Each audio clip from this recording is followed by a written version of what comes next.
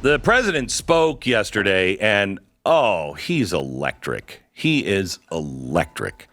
I swear to you, online there are people saying it's not him, man. He's wearing this is an imposter wearing a rubber mask. No, it's not. It is clearly Jeff Dunham's puppet. The angry guy, he's got the same look as that puppet has with his mean, angry eyes. And he's like, okay. Anyway, it was electrifying. He wanted to get on the program and say, hey, Israel, we really need to send more money to Ukraine. And what he's doing is he's tying the two of them together. So, if you want to help Israel, well, you have to help Ukraine. And you have to help Ukraine in an even bigger way, because what Hamas did, it might have been Vladimir Putin. You don't know. It was horrible. Then he gave a little tip of the hat to antisemitism. He's like, there are people who are afraid to wear their Jewish stars around their neck. And then he went into stories about, Islamophobia. Here he is last night from the Oval. In recent years, too much hate has given too much oxygen, fueling racism, the rise of antisemitism, and Islamophobia, right here in America. It's also intensified in the wake of recent events that led to the horrific threats and attacks that both shock us and break our hearts. On October 7th, terror attacks have triggered deep scars and terrible memories in the Jewish community. Today, Jewish families worried about being targeted in school, wearing symbols of their faith, walking down the street, or going out about their daily lives. I know many of you in the Muslim American community, the Arab American community, the Palestinian American community, and so many others are outraged and heartened, saying to yourselves, here we go again with Islamophobia and distrust we saw after 9/11. Just last week, he's not going to harp on it. A mother was brutally stabbed. A little boy, here in the United States, a little boy who just turned 6 years old was murdered in their home outside of Chicago. His name was that because of the Wadea, gun violence? Or? Wadea, a proud American, Wadea. A proud Palestinian American family. Proud Palestinian You can't stand by American. and stand silent when this happens. No. Who's saying that? Without equivocation. Can we stop for a second? Who is suggesting that we stand quiet while a 6-year-old gets killed? Is there anyone? I mean, exactly I guess the right. murderer. No one is suggesting that. And that's because you're standing there silently. What? No, I'm not standing there if silently. If you were speaking, yeah. I didn't hear you oppose the say murder of enough all 6-year-olds. I don't know if I needed to be clear about that. I don't want them dead. Well, I want them to be alive. You know what else I want to be alive? 1-year-olds and actually people who've in the womb that haven't even been born yet. I want them to be alive too. It's just a little thing it's amazing how many. Amazing how many people we want to be alive, isn't it? I mean, there's a lot. I don't want to just mass murder anybody. It's crazy. There's also in his speech last night, he warned Israel not to let the fires of hatred and vengeance, boil over. Have you seen that, Stu? Because I haven't seen that. No, I think what they want to do is get rid of Hamas. It seems like they want to set up a demilitarized zone in between Gaza and the rest of Israel. Of course, Gaza is part of Israel, but that's a whole different story. And I don't know if that's going to actually solve this problem at all. I mean, that's a whole other thing. But I mean, like he said in there, Glenn, these attacks unearthed memories. It had nothing to do with unearthing memories.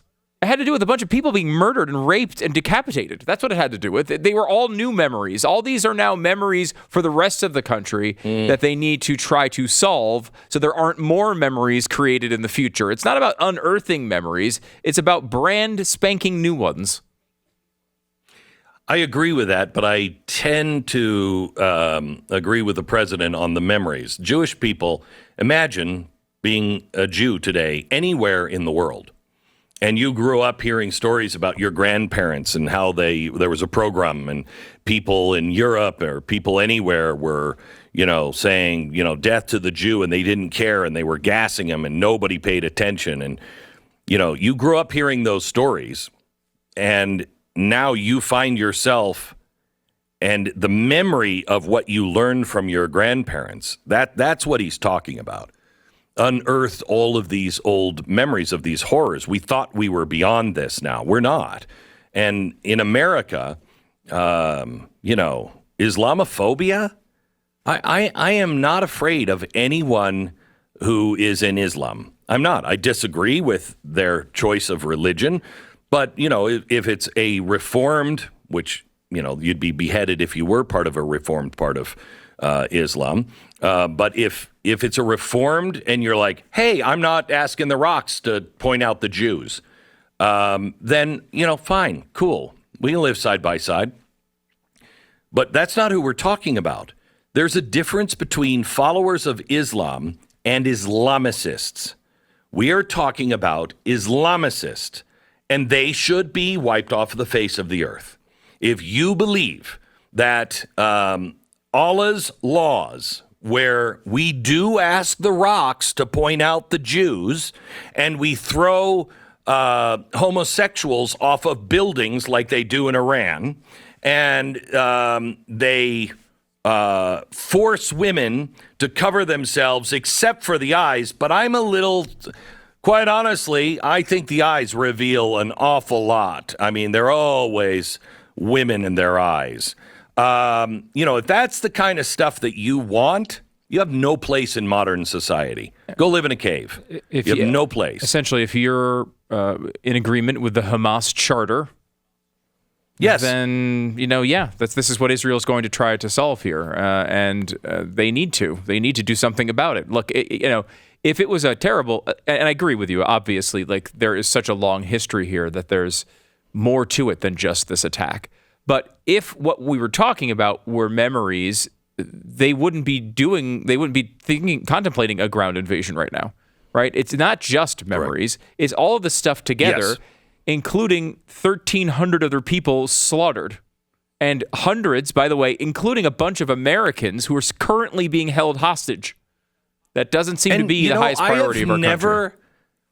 I have never seen a time ever in our history where Americans can be slaughtered and then Americans can be taken hostage, and that's not like the number one conversation in America. Have you? I mean, look, Ron DeSantis sent out another plane. We've had planes sent out and coming back. I think more planes are being sent out to help bring home Americans that want to be here, don't want to be trapped in Israel. Our government just can't seem to, they don't care. No matter what he says. Well, I see you. Do you? Do you see us? Because a lot of us are flipping you off right now. What do you mean you see me? Then why don't you come over and get me? Why don't you go over and rescue Americans who should be rescued? What do we pay taxes for? How many Americans are kidnapped, do we think? 24? I don't know the number off the top of my head. It's a significant amount, of course, and that includes, that doesn't even count the people who have been murdered. And this also Americans. Right. This wasn't just Israeli citizens. And that's amazing that neither you nor I know that number. That's remarkable. We've been talking about this for 10 days, and neither one of us are sure on the number. Why? What is our president, what is our military doing? What is a higher priority than that? And by the way, for those of you who had, the Houthis getting involved in the office pool, you're a winner today. In case you didn't hear, a U.S. naval ship shot down Houthi rockets. Now, some might be saying, who are the Houthis? I'm not going to talk down to you because, like you, I know exactly the history of the Houthis. But I'm just gonna have to explain it to the dummies, like it was explained to me yesterday. The Houthis are an Iranian backed militant in Yemen. Yeah, Yemen. So these are the people that the United States under Donald Trump were trying to stop because they're Iranian. These are the people that the Saudis also have been trying to stop because the Saudis and Iran don't get along. And the Houthis have been trying to destabilize Saudi Arabia at behest of the Iranians. So the Houthis sent some rockets. Who knew they even had matches? But they sent some rockets up. They were headed towards Israel, or so we say, and the Navy shot them down. So we're kind of involved now. Kind of involved. I'm glad we shot them down, but kind of involved. Yeah, and for those of you who had glad they shot them down for sure. But we were already involved, and we're going to be even more involved as this goes on. Oh, yeah. For those of you who had, I think we could be in World War III by the end of the year. I mean, you might be right. You might be right. We'll wait until the end of the year, but you might be right. Because the way this is now being tied directly to Ukraine, how Russia is backing Iran, how we're backing Israel and Ukraine, the whole Axis ally powers thing is starting to really take shape in a fireworks sort of presentation for us now. And by the way, they want to Biden asked for what, $105 billion. Now, $14 billion of it, I believe, is going to Israel, and 4 times that amount going to Ukraine. That's the current split that they are talking about. And one more note here, Glenn. You on the hostage number. One of the reasons we don't know the number is because they're still finding bodies. We don't know how many hostages are there. We know that about somewhere over 20 are missing.